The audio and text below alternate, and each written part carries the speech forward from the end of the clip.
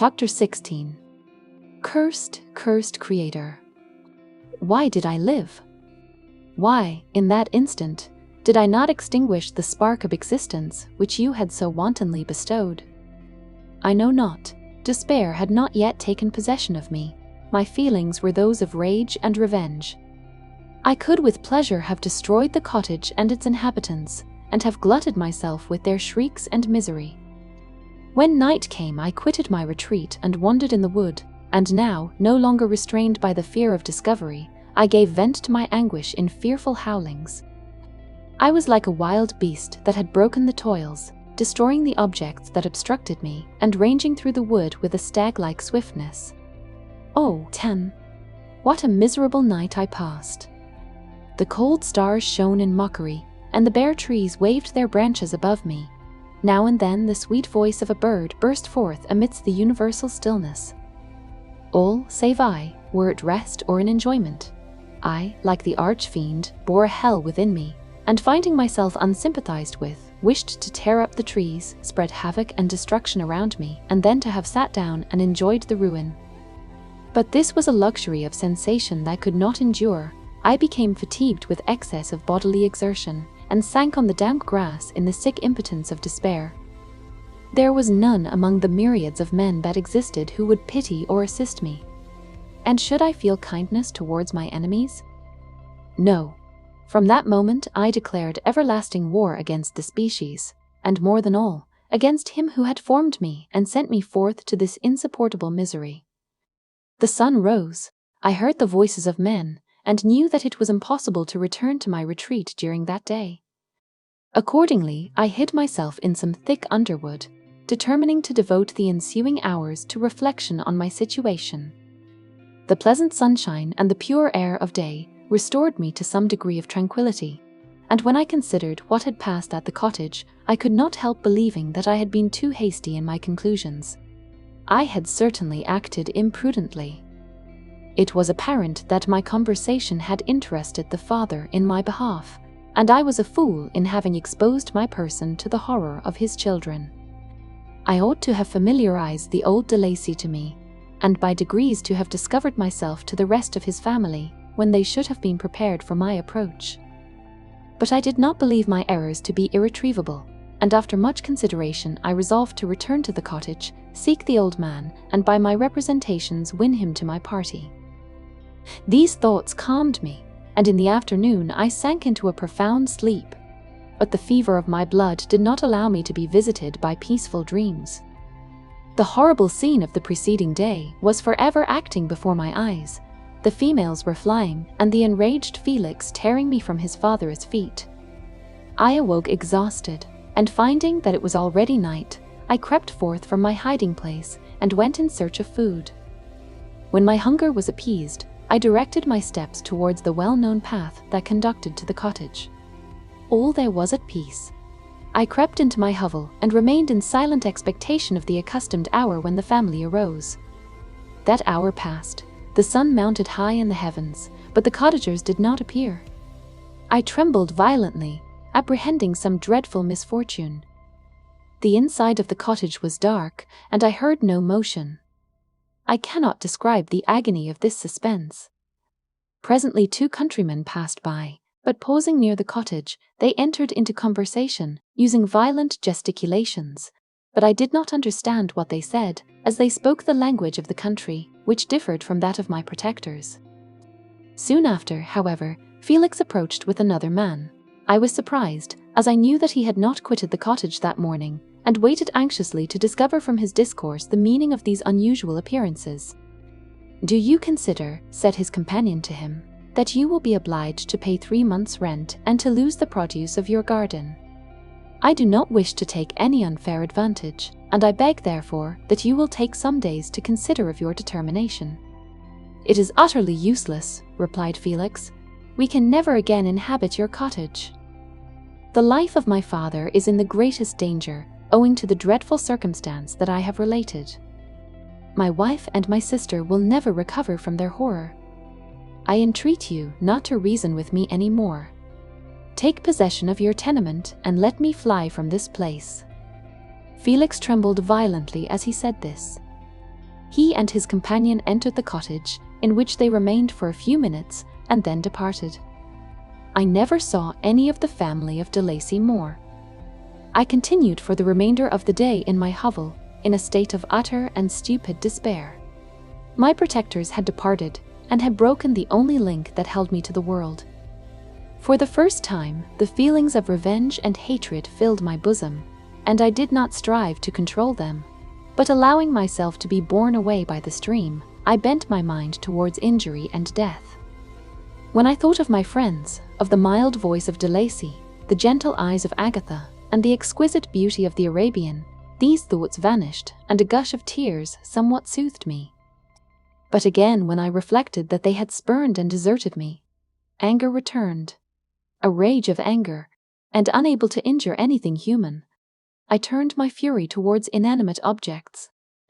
As night advanced, I placed a variety of combustibles around the cottage, and after having destroyed every vestige of cultivation in the garden, I waited with forced impatience until the moon had sunk to commence my operations. As the night advanced, a fierce wind arose from the woods and quickly dispersed the clouds that had loitered in the heavens. The blast tore along like a mighty avalanche and produced a kind of insanity in my spirits that burst all bounds of reason and reflection. I lighted the dry branch of a tree and danced with fury around the devoted cottage, my eyes still fixed on the western horizon, the edge of which the moon nearly touched. A part of its orb was at length hid, and I waved my brand. It sank, and with a loud scream I fired the straw and heath and bushes which I had collected. The wind fanned the fire, and the cottage was quickly enveloped by the flames, which clung to it and licked it with their forked and destroying tongues. As soon as I was convinced that no assistance could save any part of the habitation, I quitted the scene and sought for refuge in the woods. And now, with the world before me, whither should I bend my steps? I resolved to fly far from the scene of my misfortunes, but to me, hated and despised, every country must be equally horrible. At length, the thought of you crossed my mind. I learned from your papers that you were my father, my creator, and to whom could I apply with more fitness than to him who had given me life? Among the lessons that Felix had bestowed upon Safie, geography had not been omitted. I had learned from these the relative situations of the different countries of the earth. You had mentioned Geneva as the name of your native town, and towards this place I resolved to proceed. But how was I to direct myself? I knew that I must travel in a southwesterly direction to reach my destination, but the sun was my only guide. I did not know the names of the towns that I was to pass through, nor could I ask information from a single human being, but I did not despair. From you only could I hope for succor, although towards you I felt no sentiment but that of hatred. Unfeeling, heartless creator, you had endowed me with perceptions and passions, and then cast me abroad, an object for the scorn and horror of mankind. But on you only had I any claim for pity and redress, and from you I determined to seek that justice which I vainly attempted to gain from any other being that wore the human form. My travels were long, and the sufferings I endured intense. It was late in autumn when I quitted the district where I had so long resided. I travelled only at night, fearful of encountering the visage of a human being. Nature decayed around me, and the sun became heatless. Rain and snow poured around me. Mighty rivers were frozen. The surface of the earth was hard and chill and bare, and I found no shelter. Oh, earth! How often did I imprecate curses on the cause of my being? The mildness of my nature had fled, and all within me was turned to gall and bitterness. The nearer I approached to your habitation, the more deeply did I feel the spirit of revenge enkindled in my heart. Snow fell, and the waters were hardened, but I rested not. A few incidents now and then directed me, and I possessed a map of the country. But I often wandered wide from my path. The agony of my feelings allowed me no respite. No incident occurred from which my rage and misery could not extract its food, but a circumstance that happened when I arrived on the confines of Switzerland, when the sun had recovered its warmth and the earth again began to look green, confirmed in an especial manner the bitterness and horror of my feelings. I generally rested during the day and traveled only when I was secured by night from the view of man. One morning, however, finding that my path lay through a deep wood, I ventured to continue my journey after the sun had risen. The day, which was one of the first of spring, cheered even me by the loveliness of its sunshine and the balminess of the air. I felt emotions of gentleness and pleasure that had long appeared dead revive within me.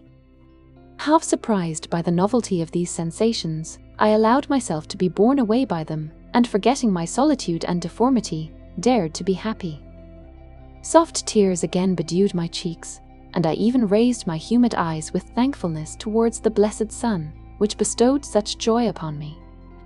I continued to wind among the paths of the wood until I came to its boundary, which was skirted by a deep and rapid river, into which many of the trees bent their branches, now budding with the fresh spring.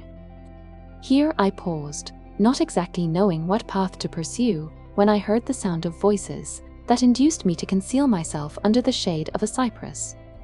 I was scarcely hid when a young girl came running towards the spot where I was concealed, laughing, as if she ran from someone in sport.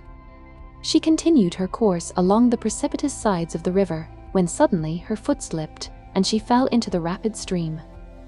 I rushed from my hiding place, and with extreme labor, from the force of the current, saved her and dragged her to shore. She was senseless, and I endeavored by every means in my power to restore animation, when I was suddenly interrupted by the approach of a rustic who was probably the person from whom she had playfully fled. On seeing me, he darted towards me, and tearing the girl from my arms, hastened towards the deeper parts of the wood. I followed speedily. I hardly knew why, but when the man saw me draw near, he aimed a gun, which he carried, at my body and fired. I sank to the ground, and my injurer, with increased swiftness, escaped into the wood. This was then the reward of my benevolence. I had saved a human being from destruction, and as a recompense I now writhed under the miserable pain of a wound which shattered the flesh and bone. The feelings of kindness and gentleness which I had entertained but a few moments before gave place to hellish rage and gnashing of teeth. Inflamed by pain, I vowed eternal hatred and vengeance to all mankind. But the agony of my wound overcame me, my pulses paused, and I fainted. For some weeks I led a miserable life in the woods, endeavoring to cure the wound which I had received. The ball had entered my shoulder, and I knew not whether it had remained there or passed through. At any rate, I had no means of extracting it. My sufferings were augmented also by the oppressive sense of the injustice and ingratitude of their infliction. My daily vows rose for revenge, a deep and deadly revenge, such as would alone compensate for the outrages and anguish I had endured. After some weeks my wound healed, and I continued my journey. The labors I endured were no longer to be alleviated by the bright sun or gentle breezes of spring. All joy was but a mockery, which insulted my desolate state and made me feel more painfully that I was not made for the enjoyment of pleasure. But my toils now drew near a close, and in 2 months from this time I reached the environs of Geneva. It was evening when I arrived, and I retired to a hiding place among the fields that surround it to meditate in what manner I should apply to you. I was oppressed by fatigue and hunger, and far too unhappy to enjoy the gentle breezes of evening, or the prospect of the sun setting behind the stupendous mountains of Jura. At this time a slight sleep relieved me from the pain of reflection, which was disturbed by the approach of a beautiful child, who came running into the recess I had chosen, with all the sportiveness of infancy. Suddenly, as I gazed on him, an idea seized me that this little creature was unprejudiced and had lived too short a time to have imbibed a horror of deformity. If, therefore, I could seize him and educate him as my companion and friend, I should not be so desolate in this peopled earth. Urged by this impulse, I seized on the boy as he passed and drew him towards me. As soon as he beheld my form, he placed his hands before his eyes and uttered a shrill scream. I drew his hand forcibly from his face and said, "Child, what is the meaning of this? I do not intend to hurt you. Listen to me." He struggled violently. "Let me go," he cried. "Monster! Ugly wretch! You wish to eat me and tear me to pieces. You are an ogre. Let me go, or I will tell my papa." Boy, you will never see your father again. You must come with me. Hideous monster. Let me go. My papa is a syndic. He is M. Frankenstein, he will punish you. You dare not keep me. Frankenstein. You belong then to my enemy. To him towards whom I have sworn eternal revenge, you shall be my first victim. The child still struggled and loaded me with epithets which carried despair to my heart. I grasped his throat to silence him, and in a moment he lay dead at my feet. I gazed on my victim, and my heart swelled with exultation and hellish triumph. Clapping my hands, I exclaimed, I too can create desolation. My enemy is not invulnerable. This death will carry despair to him, and 1,000 other miseries shall torment and destroy him. As I fixed my eyes on the child, I saw something glittering on his breast. I took it. It was a portrait of a most lovely woman. In spite of my malignity, it softened and attracted me. For a few moments I gazed with delight on her dark eyes, fringed by deep lashes, and her lovely lips. But presently my rage returned. I remembered that I was forever deprived of the delights that such beautiful creatures could bestow, and that she whose resemblance I contemplated would, in regarding me, have changed that air of divine benignity to one expressive of disgust and affright. Can you wonder that such thoughts transported me with rage? I only wonder that at that moment, instead of venting my sensations in exclamations and agony, I did not rush among mankind and perish in the attempt to destroy them. While I was overcome by these feelings, I left the spot where I had committed the murder, and seeking a more secluded hiding place, I entered a barn which had appeared to me to be empty. A woman was sleeping on some straw. She was young, not indeed so beautiful as her whose portrait I held, but of an agreeable aspect and blooming in the loveliness of youth and health. Here, I thought, is one of those whose joy-imparting smiles are bestowed on all but me. And then I bent over her and whispered, Awake, fairest, thy lover is near. He who would give his life but to obtain one look of affection from thine eyes, my beloved, awake. The sleeper stirred. A thrill of terror ran through me. Should she indeed awake, and see me, and curse me, and denounce the murderer? Thus would she assuredly act if her darkened eyes opened, and she beheld me. The thought was madness. It stirred the fiend within me. Not I, but she, shall suffer. The murder I have committed because I am forever robbed of all that she could give me, she shall atone. The crime had its source in her, be hers the punishment. Thanks to the lessons of Felix and the sanguinary laws of man, I had learned now to work mischief. I bent over her and placed the portrait securely in one of the folds of her dress. She moved again, and I fled. For some days I haunted the spot where these scenes had taken place, sometimes wishing to see you, sometimes resolved to quit the world and its miseries forever. At length I wandered towards these mountains, and have ranged through their immense recesses, consumed by a burning passion which you alone can gratify. We may not part until you have promised to comply with my requisition. I am alone and miserable. Man will not associate with me, but one as deformed and horrible as myself would not deny herself to me. My companion must be of the same species and have the same defects. This being you must create.